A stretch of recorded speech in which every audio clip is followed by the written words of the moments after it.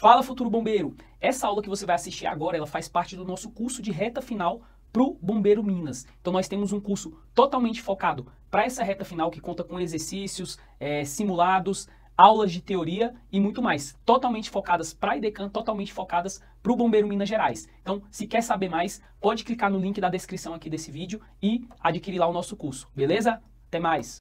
Oi, meus amores, tudo bem com vocês? Estamos aqui para mais uma aula aqui, professora Bruna Oliveira, e eu vou te auxiliar aí nas questões, né, sobre a seara da geografia do estado de Minas Gerais. Professora, o que é que o nosso edital ele vem pedindo sobre?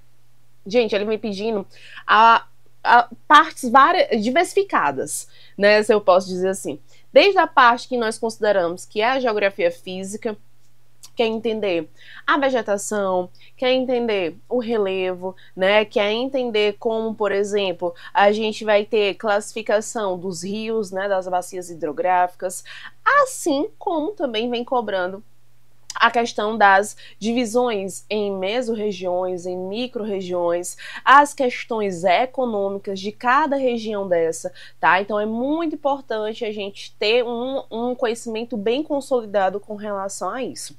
Na aula de hoje, nós vamos ter um assunto extremamente extenso, tá? E aí nós vamos passar, né, por várias características, fazendo aí um resumo, né, das principais características relacionado à questão do desenvolvimento das mais diversas regiões do estado de Minas Gerais.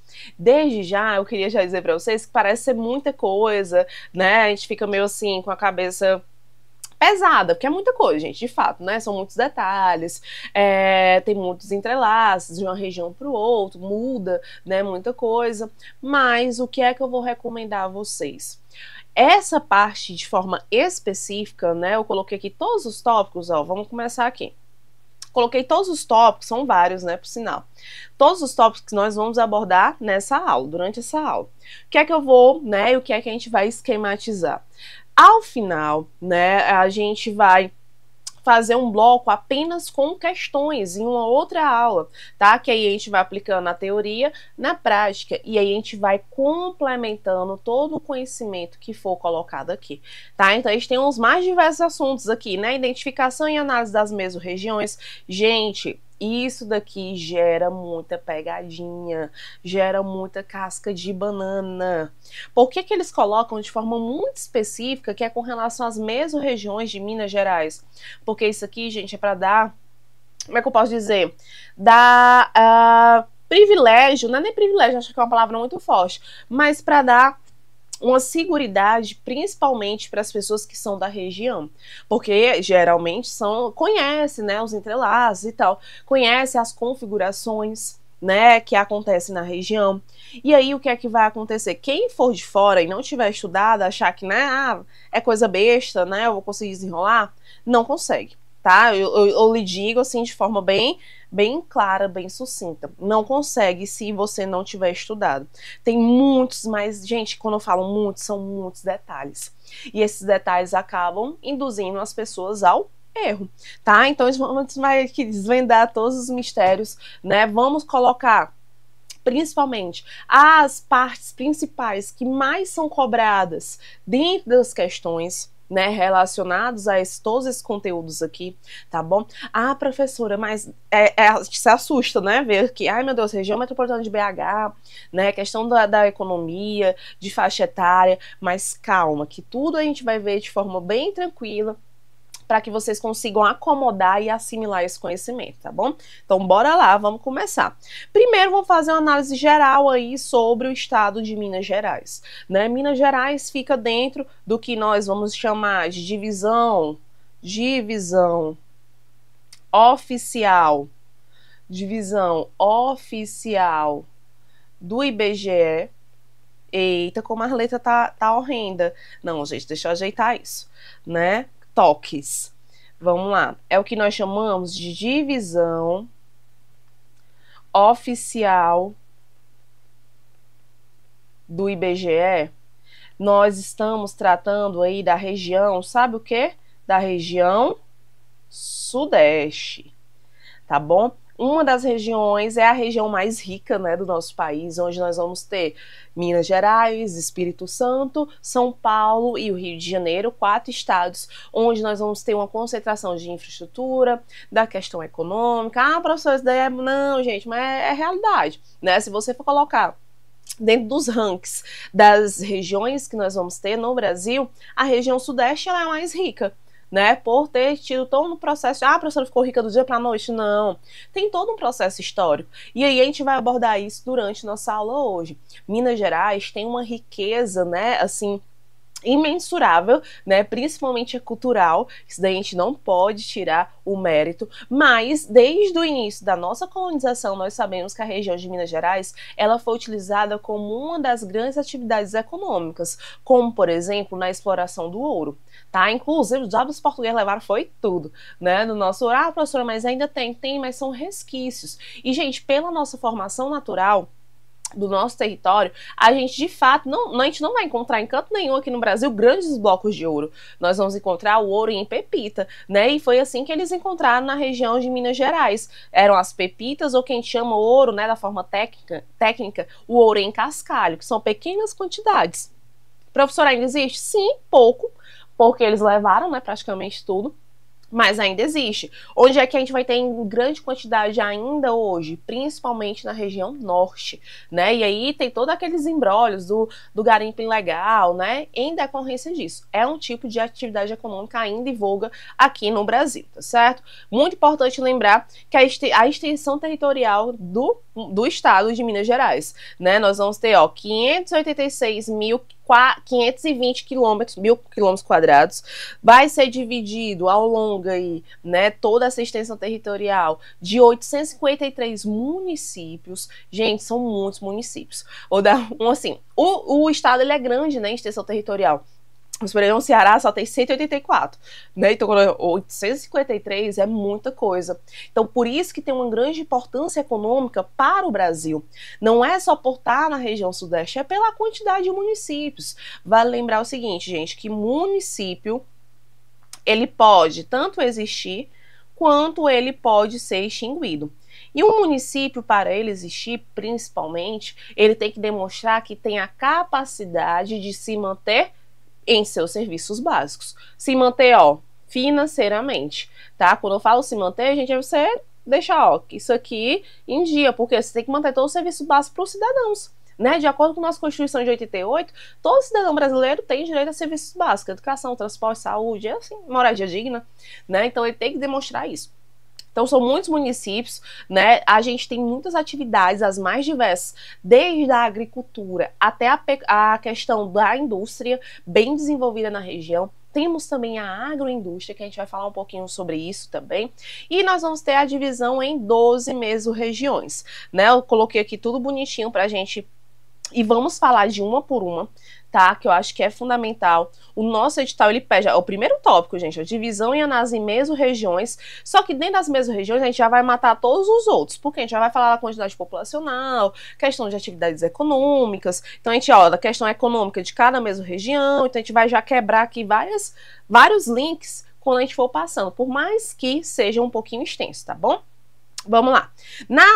Quais são as 12 mesorregiões? Nós vamos ter o Campo das Vertentes, a Central Mineira, a região metropolitana de Belo Horizonte, né, de BH, o noroeste de Minas, o norte de Minas, o oeste de Minas, o sul de Minas, o Triângulo Mineiro, que também é muito conhecido, né, pela sua produção de queijo, Vale do Jequitinhonha, que a gente já falou em outras aulas, principalmente vinculado à questão do relevo, a questão da hidrografia, né? Quando a gente fala na hidrografia e no relevo, a gente lembra muito de ser uma área, né, de vulnerabilidade, enfim, que tem todo um aspecto, né, singular. O Vale do Mucuruí, o Vale do Rio Doce e a Zona da Mata. Vale lembrar, gente, que a Zona da Mata é uma área riquíssima, né? Uma área no qual nós vamos ter grande umidade, é muito propícia para a agricultura, né? Por conta do solo, por conta da umidade que isso daí vai propiciar. Quem são os municípios mais populosos? E aí a gente precisa lembrar de uma coisa. Populoso, gente, é com relação à quantidade da população. Ô, professora, Sério mesmo? Ai, que novidade. Não, gente, é porque quando a gente vai fazer um concurso, a gente precisa ter bastante cuidado com vários termos. Vamos lá. Primeiro, populoso. Nós temos o termo populoso, que é diferente disso aqui, ó, de povoado. Populoso é referente à questão da quantidade. Quantidade. Certo? Já povoado é com relação à quantidade, vou botar aqui, ó, quantidade por quilômetro quadrado. Então, por exemplo, dá um exemplo na região sudeste, São Paulo. São Paulo, né, são muitas pessoas dentro do estado de São Paulo, não só o estado, mas enquanto cidade, né, também, e a área é pequena. Então, ele é populoso por ter muita gente e ele é povoado, porque é muita gente numa área pequena, certo? Então, quando eu falo aqui, eu estou me referindo à quantidade populacional. Então, quais são os municípios mais populosos de Minas Gerais? Nós vamos ter Belo Horizonte, Contagem, Ibirité, Santa Cruz de Minas e o Ribeirão das Neves, tá? Vale lembrar, vou até mostrar aqui para vocês, ó, a quantidade total de habitantes dentro do estado de Minas Gerais é de 20.539.989. Professora, de onde é que veio isso? Veio lá do censo, que nós chamamos Censo 2022. Apesar, olha a pegadinha, apesar dos dados terem saído apenas em 2023, mas ele é considerado 2022 porque foi o ano que começou e que deveria ter terminado, mas por N motivos, gente. Um dos que foram mais elencados foi a questão da violência. Nem todo mundo queria receber os recenseadores, porque houveram muitos casos de pessoas que se disfarçaram de recenseadores para entrar em casas, para roubar. Enfim, sabe que o Brasil, como tem aqueles memes, não é para amador, né? Então aí gerou várias lacunas dentro do nosso censo, que é o que nós vamos chamar de subnotificação. Tá, ó, subnotificação. O que é a subnotificação?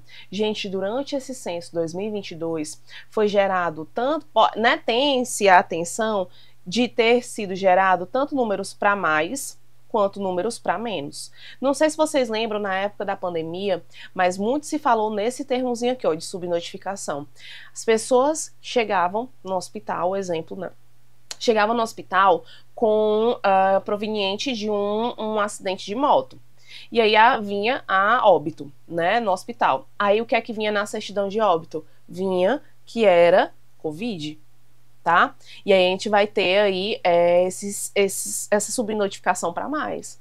Mas quantas pessoas não tiveram Covid e não foram ao hospital? Não foram contabilizadas? Né? Então gerou uma notificação para menos. No nosso censo também teve isso. O IBGE, gente, inventou de liberar os dados de uma forma muito apressada. O que foi que aconteceu? Algumas regiões tiveram seus valores, né, quantidade populacional alterada ao longo do ano passado para cá, porque os dados eles não tinham sido computados da forma adequada, tá bom? Só para a gente deixar isso bem consolidado. Esse valor que tem aqui é o que está lá no IBGE 2022. Uma dica que, se vocês quiserem verificar tudo bem bonitinho, é só você colocar assim, ó, IBGE no Google, né? IBGE cidades. E aí, professora, eu moro no interior de Minas, né? Você bota lá e você pode ver o do seu município, a quantidade de população. Eita, mas esse nome aqui ficou belíssimo, né, gente? Você pode colocar, ó, IBGE cidades, tá? E aí ele vai mostrar tanto a quantidade, né, populacional, quanto o IDH, mostra N dados, né, que foram coletados durante o censo 2022, tá bom? Uma coisa muito importante a gente lembrar também que vive caindo em prova com relação ao IDH. Professor, o que é que significa IDH? A gente vai ter que falar e parar um pouquinho aqui, porque isso aqui é motivo de questões. Vamos lá. O que é o IDH? Dá um zoom aqui, tirar aqui a caneta e ajeitar. O IDH, gente, é o que nós chamamos de Índice de desenvolvimento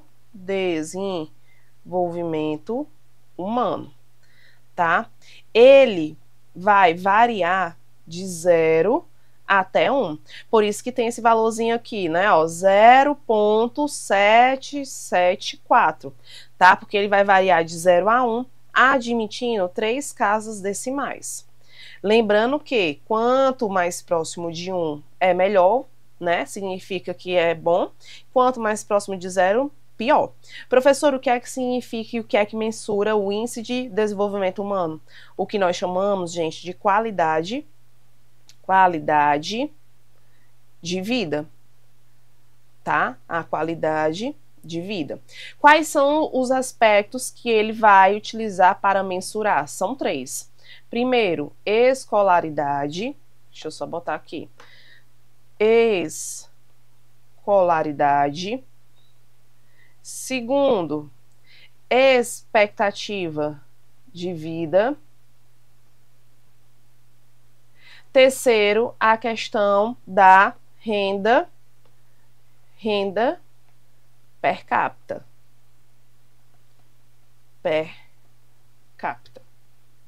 Certo? Então, assim, professora, ele vai mensurar a qualidade de vida, mas no Brasil a gente não tem qualidade de vida, ok. Por isso que a gente fala que o IDH, gente, muitas vezes não gera um valor real. Como assim? Vou te dizer, a renda per capita no Brasil, ela é de 5.500. O que é a renda per capita? Eu pego o PIB da região, pego o PIB e vou dividir pela quantidade populacional. E aí dá um valor. Tá? Esse valor, ele não é o que todo mundo recebe. Todo mundo no Brasil recebe R$5.500? Não. Né? Então, ele não gera um valor real para a gente no Brasil. Em outros países, acaba gerando. Tá? Não é, professor, é porque tá errado. Não, gente, é porque no Brasil não tem, né? Então, ok. Expectativa de vida também pode vir com outro nomezinho, viu? Longevidade. Tá? Quanto tempo a gente vai viver? E escolaridade, quanto tempo a gente estuda. Entra aqui índices, como por exemplo, o IDEB, que é o Índice de Desenvolvimento. O Índice de Desenvolvimento da Educação Básica, né, que vai mensurar. Então, é considerado todos esses aspectos. O de Minas Gerais, ele é 0, né, vou até colocar aqui, ó, para vocês. 0,0774. Isso daqui, dentro do IDH, professora, outra coisa, quem foi que fez o IDH, inventou? Adivinha? A ONU, tá? E aí, gente, esse IDH aqui, ele é considerado alto. A partir de 0,700 é considerado alto. Mas vamos lá, todo mundo em Minas Gerais tem uma boa qualidade de vida?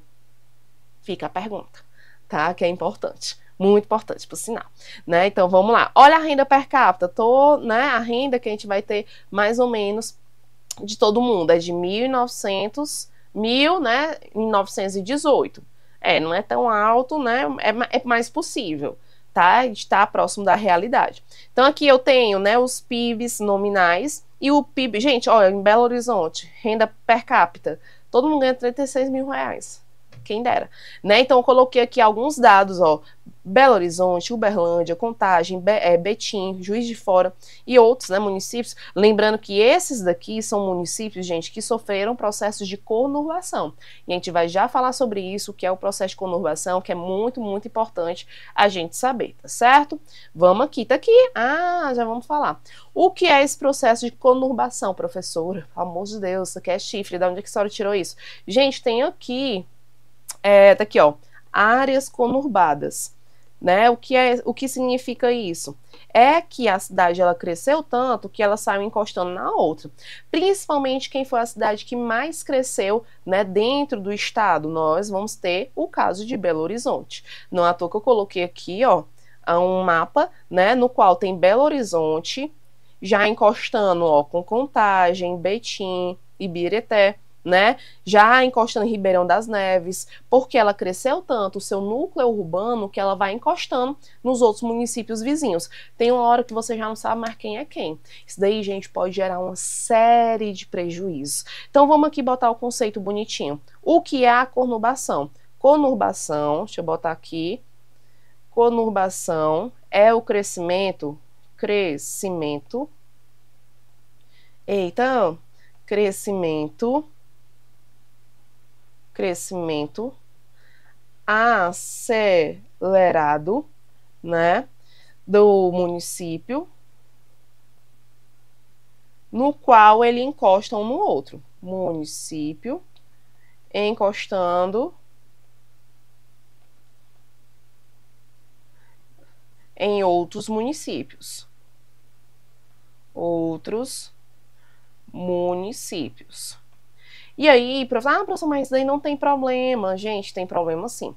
Vou te dar um exemplo. Acontece muito. De um lado da rua, né, sei lá, é um município X.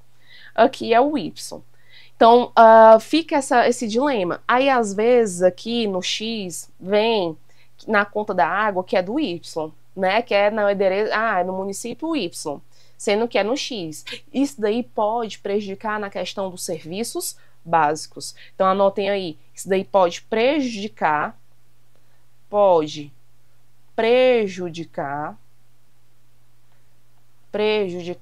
nos serviços básicos. Serviços básicos.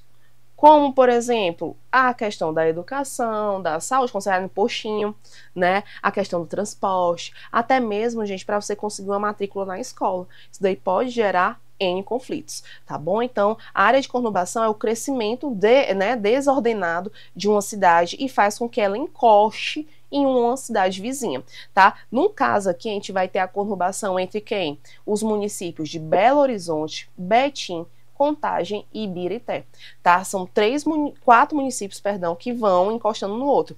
Onde é que há uma maior tendência a acontecer o processo de conurbação? Acontece em grandes, que a gente chama regiões metropolitanas, tá? É muito comum acontecer em regiões metropolitanas. Como, por exemplo, o de Belo Horizonte, tá? Então, isso daí é um exemplo mais latente. E aí a gente vai ter esse aumento, né, da Zona Oeste para a região Norte da capital mineira. Mas existem outras áreas, isso aqui não fica restrito, gente, em Minas Gerais, apenas a região metropolitana de BH. Nós vamos ter também outras áreas surgindo também, como em Sabará e Nova Lima, né? Eu até coloquei aqui, ó, Sabará e Nova Lima. Há uma tendência, vou botar aqui o bichinho mais grossinho. Há uma tendência que Belo Horizonte se espalhe e comece a tentar encostar. Não é que é de propósito, tá, gente? É porque, por exemplo, aqui o custo de vida em BH, por ser a capital, por ser a metrópole, sempre é mais caro. Isso é normal, em qualquer canto vai ser assim, o custo de vida vai ser mais alto. O que as pessoas tendem a fazer? Trabalham em Belo Horizonte, mas, sei lá, mora em Ibirité, né? Trabalha em Belo Horizonte, estuda, né? Mas mora em Contagem. Então, faz com que tenha-se uma cidade dormitório. Por isso, quando a gente fala muito de conurbação, entra alguns termozinhos aqui, eu vou botar aqui embaixo, tá? Ó, quando a gente fala de conurbação não é cor de corno não, tá, gente? Conurbação, nós vamos ter alguns termos bem interessantes, como, por exemplo, deixa eu pegar aqui o azul, a questão da cidade dormitório. Cidade dormitório. Professora, o que seria essa cidade dormitório? A pessoa só usa para dormir, porque a pessoa vai para a capital ou para a cidade que mais está crescendo, que vai centralizar, no caso aqui é Belo Horizonte. E aí, gente, isso daqui, o processo de conurbação, ela também vai gerar, sabe o quê? O que nós chamamos de migração pendular. Migração pendular. O que é um pêndulo, né? Vocês devem saber. Um pêndulo faz um movimento assim de ida e volta, ida e volta. O que é que a gente faz todo dia quando mora na região metropolitana e tem que ir, por exemplo, mora em Ibirité e tem que ir trabalhar em Belo Horizonte? Vou e volto, vou e volto. Eu durmo no município, mas eu trabalho em outro. Então, eu faço um movimento pendular, tá? Que é o que nós chamamos de migração pendular. Então, a gente tem que ter bastante cuidado com isso. Outra causa, né, e que vai, outra consequência do processo de conurbação, ele geralmente vai ser gerado por conta de um inchaço que a gente chama inchaço urbano, tá? Já não tem mais para onde crescer. Então, eu vou começar a encostar nos outros municípios, e é isso que está acontecendo com a capital, né, Belo Horizonte. Ela vem encostando em outros municípios em decorrência, principalmente do seu crescimento desordenado, tá certo? E aí, gente, é muito, muito importante a gente lembrar. E outra coisa que você tem que lembrar, a sigla, viu? Região Metropolitana de Belo Horizonte. Não esqueçam, região metropolitana de Belo Horizonte. Professora, podem surgir outras regiões metropolitanas? Pode, nada impede, tanto como pode surgir também regiões integradas de desenvolvimento e do seu entorno, que são as chamadas RIDs, né, que aí não envolve só municípios de uma mesma região. Quando nós falamos região metropolitana, é porque todos os municípios dentro do mesmo estado, tudo coladinho um no outro, né, um pertinho do outro. Já quando a gente fala da RID, gente, que é a região de integração, né, ela pode pegar municípios de estados diferentes, tá? Então a gente ainda tem muito, né, essa questão com relação a isso. Tranquilo, de boa, sei que é muita coisa, né? A gente já anotou um monte de coisinha aqui, mas são detalhes que são extremamente importantes que a gente lembra. Então, aqui eu botei um outro mapa para a gente visualizar melhor, né? Então, tem Belo Horizonte, ó, o que é que está acontecendo. Essa área amarela é justamente onde nós vamos ter o perímetro conurbado, né? Que está crescendo tanto com influência de quem? Principalmente de Belo Horizonte, né? E aí, quando encosta, tá aqui Belo Horizonte, né? Ó, delimitado o município, encostando em Contagem, em Betim e em Ibiraté. Né? E aí é o que acontece. As pessoas muitas vezes moram aqui porque é mais barato, mas mesmo assim está encostando em Belo Horizonte, tá? Então aqui é onde nós vamos ter o que nós chamamos, gente, também de núcleo urbano. Eita, professora, que é termo estranho. Núcleo urbano, tá? É um termozinho bem bacana, bem usado dentro da geografia, tá? Que aí nós vamos ter concentração, por exemplo, de infraestrutura. Nós vamos ter concentração dos serviços básicos, certo? Então, que é bem interessante quando a gente estuda sobre esse assunto. Então, vamos lá conhecer aí as mesorregiões, né, que são as delimitações que a gente tem. Vamos lá, só para a gente recordar. Vimos no início que nós temos 12 mesorregiões.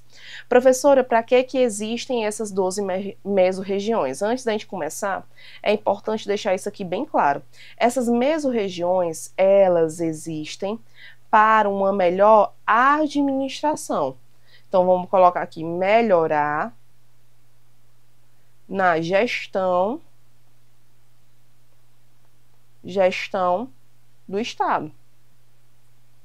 Então, eu vou dividir em regiões menores para descentralizar, por exemplo, descentralizar a questão de capital, né? Coloca para o interior, coloca para uma outra região, não deixa só apenas a região metropolitana de Minas Gerais, né? Então é bem interessante quando a gente fala também sobre isso, tá bom? Então, bem importante lembrar a função das mesorregiões. São divididas para uma melhor administração, para assim não ter uma concentração de investimento apenas na metrópole, apenas na capital. Tá bom? Então vamos aqui e vamos começar. Na primeira mesorregião, nós vamos falar sobre o campo das vertentes. Eita, professora, campo das vertentes, gente, vai ser baseado na pecuária. Lembrando que pecuária é o quê? Criação de bichinhos. E aqui a gente vai ter muito a questão da criação para o corte, né? Criação para... Eita, mas também tá igual minhas ventas, viu? Essa letra aqui, ó. Criação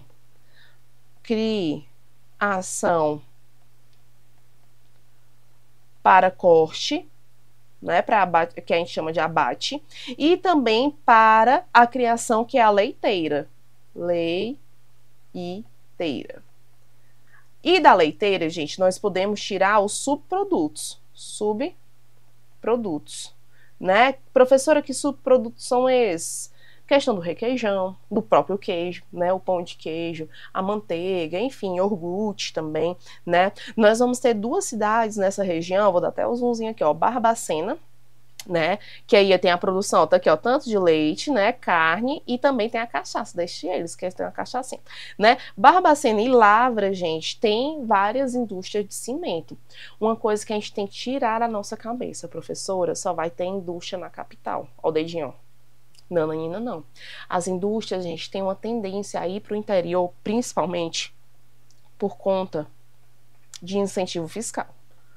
Ao longo das mesmas regiões, a gente vai falando mais sobre isso. Incentivos fiscais. É tipo um bonuzinho que o município dá, o estado também pode entrar com isso, pode doar uma propriedade, né, um terreno público, que a gente sabe que vários municípios têm terrenos públicos que estão vagos, né, estão sem a utilidade. Então, se entra uma indústria, por exemplo, de cimento, ele vai gerar o quê? Emprego e renda. E esse dinheiro, muitas vezes, ele vai ser injetado aonde? Na própria cidade. Isso daí vai ser bom para a economia da cidade, tá bom? Então é importante lembrar. Nós vamos ter indústria também de minerais não metálicos, de autopés, alimentício, olha, a gente já até falou aqui, ó, alimentício, né, e o calçado. Quando a gente fala dessa alimentício, gente, a gente tem que lembrar do negocinho chamado, deixa eu só pegar aqui minha canetinha menor, que a gente vai ter no Brasil, a partir da década de 70, a implementação das CAIs. Professor, o que são as CAIs? Complexos, anotem aí, complexos agroindustriais. Industriais. O nome já diz, agroindustrial. São o quê? Indústrias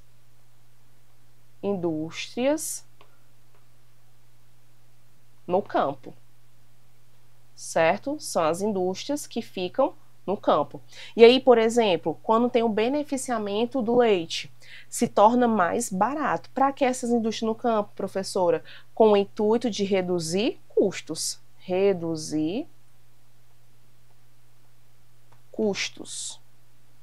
Tá? Em que sentido?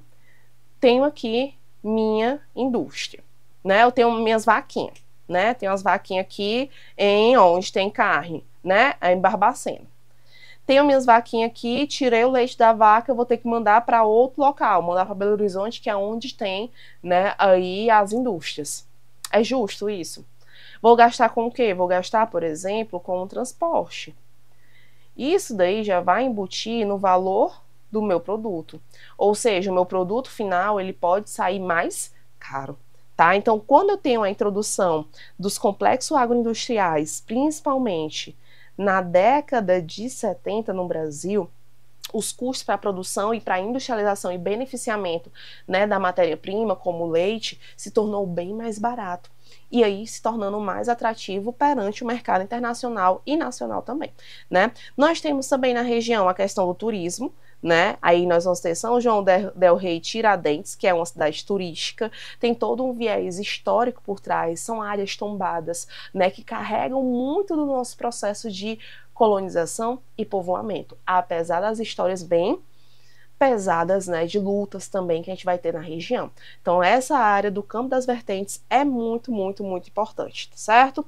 Vamos lá para a próxima. Central Mineira, né? Nós vamos ter Três Marias, que aí nós vamos ter uma grande produção de mineração, e aí a gente tem que lembrar o seguinte, mineração, aqui tem uma resinha, tá, gente? Mineração é o que nós vamos chamar, gente, deixa eu ver aqui, mineração, tem um nomezinho aqui, né? Mineração, deixa eu botar aqui. A mineração é o que nós vamos chamar de extrativismo. Extrativismo. E aí tem que lembrar qual é o tipo de extrativismo. Aqui é o extrativismo o quê? Ah, professora, vegetal, mineral, animal. Gente, é um mineral, né? São 3 tipos. Aqui é um mineral. Vou retirar de uma área e não vou colocar, vou só tirar, tá? Então, nós vamos ter a retirada principalmente de quê? De ferro, do minério de ferro. Lembrando que o minério de ferro e o ferro, né, é o minério mais abundante, né? É o que tem, isso não precisa não. é o tipo de recurso metálico que nós vamos ter a maior disponibilidade, porque o magma é composto de ferro e níquel, né? Então a nossa superfície terrestre vai ter muito, muito ferro. E aí nós vamos ter, por exemplo, as áreas, né, de prospecção justamente em Minas Gerais. Nós vamos ter a indústria do cimento, né? Indústrias metálicas, a gente vai ter alimentício, de calçados. E aí vale lembrar que essa de calçado, gente, ela é muito importante para o nosso mercado interno. Tá? Já o alimentício, ele vai ser usado muito para exportação. E aí eu preciso te lembrar alguns termos. Vamos lá. O que é a exportação? Qual é a diferença, né? De exportação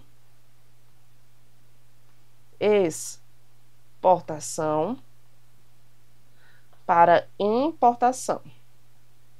O processo, gente, da exportação é quando eu vou fazer o quê? Vou vender para fora. É a venda. Já a importação, ela vai ser o quê? A compra.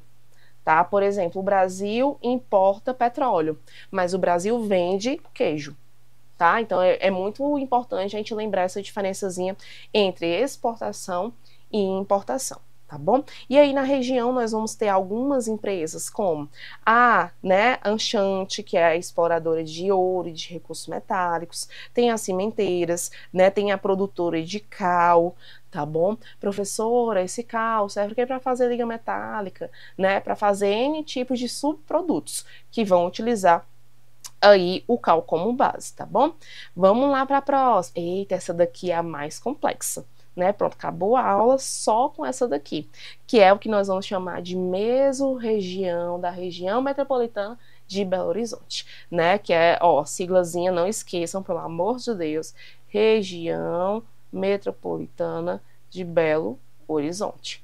Tá? É o que a gente vai falar agora. Ela foi instituída, assim como várias outras regiões metropolitanas ao redor do Brasil, como Fortaleza, por exemplo, aqui também, na década de 70, em 1973. Tá? Professores, daí foi instituído em várias cidades no país, sim, Fortaleza, Salvador, Recife, todo mundo entrou na mesma coisa. Professora, qual é o intuito de criar uma região metropolitana? Para auxiliar no processo de escoamento de produtos, escoamento de pessoas e principalmente para atrair investimentos. E aí entra a questão dos incentivos fiscais. Áreas de região metropolitana, gente, geralmente tem maiores atrativos, se eu posso falar assim, para a questão de incentivo fiscal. Vou tentar atrair de todas as formas as indústrias, por exemplo, porque ela vai gerar emprego e renda para a minha região. Só que, em contrapartida, o município, né, o Estado, enquanto entidade, ele vai ter que dar algum benefício, né? Ah, professor, é obrigatório? Não, mas geralmente eles dão um benefício para atrair essas indústrias para a região, tá bom? E aí foi instituído, né, em 73, por meio da Lei Complementar número 14, e aí a região metropolitana atualmente de BH conta com 34 municípios. Eita, professor, é muito município, gente. Muito, muito, muito município. Então, nós vamos ter Baldim, né, Belo Horizonte, Betim, Brumadinho, né, que a gente teve um acidente. Acidente não, porque dali foi um, sei lá, né? Foi um incidente, né, na verdade. Capim Branco, Confins, Contagem, Esmeralda, ó, Florestal, Ibirité, Igaparé, Itaguará, né, Itatiaia-Sul, Jaboticatubas, Jaboticaba, Juatuba, Lagoa Santa, Mário Campos, Mateus Lemes, Mateuzinho, Nova Lima, Nova União, Pedro Leopoldo, Raposo, Ribeirão das Neves, Rio Acima, Rio Manso, Sabará, Santa Luísa, São Joaquim de Bicas, São José da Lapa, Sarzedo, né, Taquaraçu de Minas e Vespasiano, já ouvi falar muito sobre isso daqui, né? Ao total, dentro da região metropolitana, né, nós vamos ter aí cerca de 5 milhões de habitantes, é a terceira maior aglomeração urbana, tá, do Brasil, e aí a gente tem que lembrar que toda cidade, coloca aqui pequenininho, tá? Deixa eu diminuir aqui e botar aqui pra gente escrever. Toda cidade, gente, ela vai ser subdividida em duas partes. Professora, que partes são essas? É o que nós vamos chamar de zona urbana e o que nós chamamos de zona rural. Certo? E aí, quando ele fala assim, são 5 milhões aglomerados de aglomeração urbana, né? Porque eles estão na faixa urbana. Professora, qual é a grande diferença? Gente, não me venha dizer que é a cor de quinto ano, né? Que a gente sabe. Que a zona rural é onde tem as vaquinhas, onde tem, né? Porque, não tem indústria. Não tem... Hoje tem indústria no campo, né? As coisas estão bem mudadas. O campo depende da cidade e a cidade depende do campo. Não tem mais aquela hierarquia fechada, engessada da cidade, ela ser uma supremacia. Então a gente não tem mais isso hoje em dia. Já a zona urbana, hoje, ela tem uma importância, né, principalmente na questão das infraestruturas, né? Então a gente vai ter geralmente uma concentração de infraestrutura. E isso não significa que só exista lá. Tem uma grande quantidade, uma grande gama. Por exemplo, questão de transporte, de educação, de saúde, é bem mais, como é que a gente pode ser servido nas zonas urbanas do que nas zonas rurais. Não significa que não tenha. Não à toa, gente, que as zonas rurais hoje do Brasil têm centros universitários, para justamente evitar que as pessoas saiam dessas cidades pequenas e vá para a cidade. E aí a cidade pequena vai ficando o quê? Atrasada. Ter um centro universitário vai incentivar aquela cidade a se desenvolver, tá? Então é muito importante a gente lembrar desse detalhezinho também. Então por isso que eu falei que quando a gente chegasse aqui na região metropolitana de BH, a gente iria dar uma parada, né? Porque é bastante coisa pra gente falar aqui. Quando a gente fala aqui, ó, região metropolitana, eu coloquei tudo bem bonitinho, ó, né?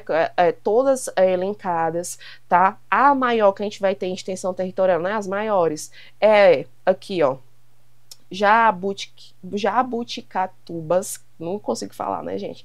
Que é esse daqui. E o 9, né, que é justamente Esmeraldas. Nós vamos ter Brumadinho também com a grande extensão territorial. Caeté também. Belo Horizonte, ela é bem encrostada no meio, né, de todos os municípios. Se você for prestar atenção, gente, ó, todo mundo vai convergir para cá. Quem é o que a gente vai chamar aqui Belo Horizonte. Ó, vou botar até aqui. Deixa eu botar aqui. Belo Horizonte é o que nós vamos chamar de epicentro. Epicentro. Certo? O que seria esse epicentro? É a cidade principal. Cidade principal. É onde nós vamos ter, por exemplo, uma capital, né? Ó, é onde é a capital, por sinal. Nós vamos ter a concentração de infraestrutura, a centralização de capital, dinheiro, enquanto dinheiro, tá? Professor, isso é bullying com os amiguinhos, mas não, gente, é normal. E aí, não à toa que a gente falou daquele processo de conurbação. Belo Horizonte não tem mais para onde crescer, teve um inchaço urbano. E aí ela começa a pegar os que estão ao redor aqui dela, que são os municípios limítrofes. Outra coisa importante lembrar, quem está ao redor aqui de Belo Horizonte são o que nós chamamos de municípios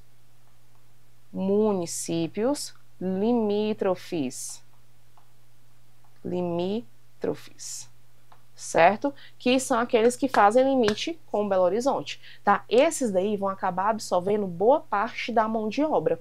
A região metropolitana, ela surge também para isso, gente, para fornecer mão de obra. Geralmente, essas regiões, elas vão ser interligadas por rodovias bem desenvolvidas, né, para facilitar no escoamento. Então, vou te colocar aqui, ó, facilitar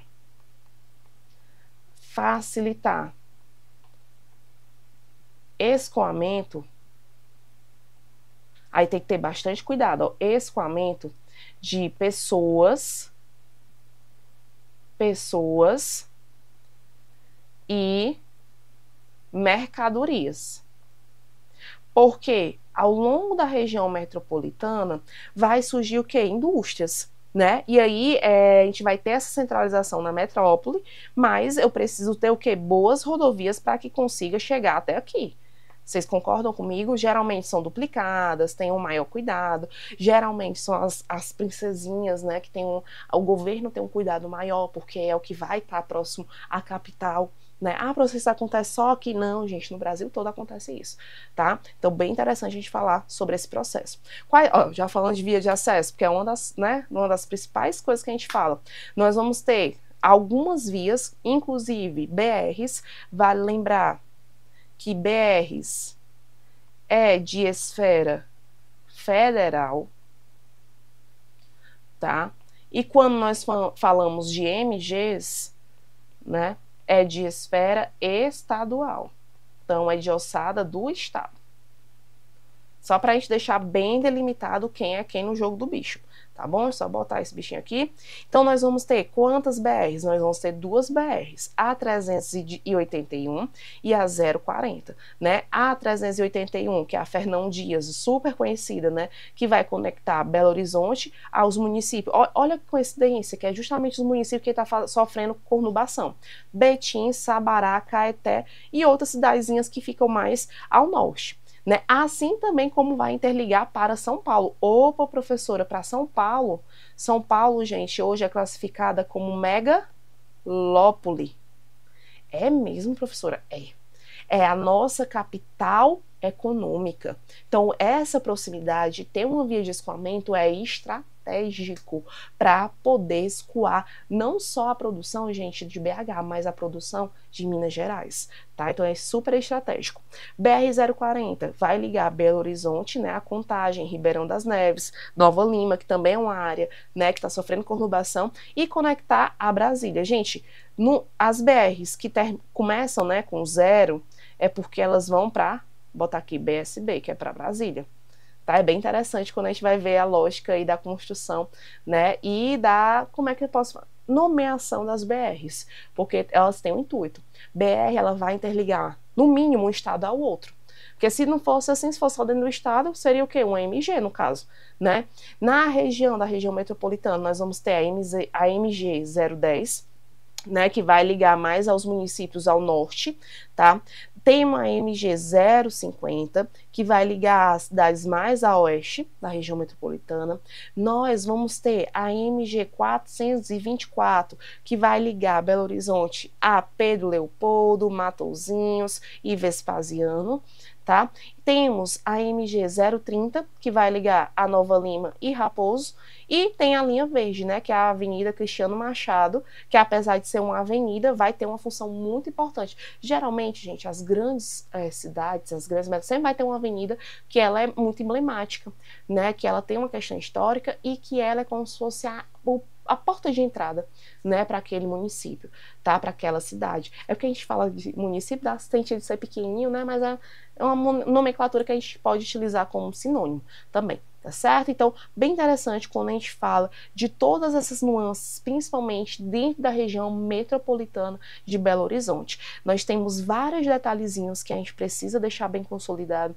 Não podemos esquecer da importância econômica que tem Belo Horizonte para o estado de Minas Gerais, tá? Que é, não tem nem o que discutir com relação a isso, tá bom? Então, nós vamos parar por aqui para começar em um outro bloco, né, com relação a questão das outras mesorregiões, né? Vimos aqui tudo bem bonitinho. E na próxima aula a gente vai começar na mesorregião do noroeste de Minas.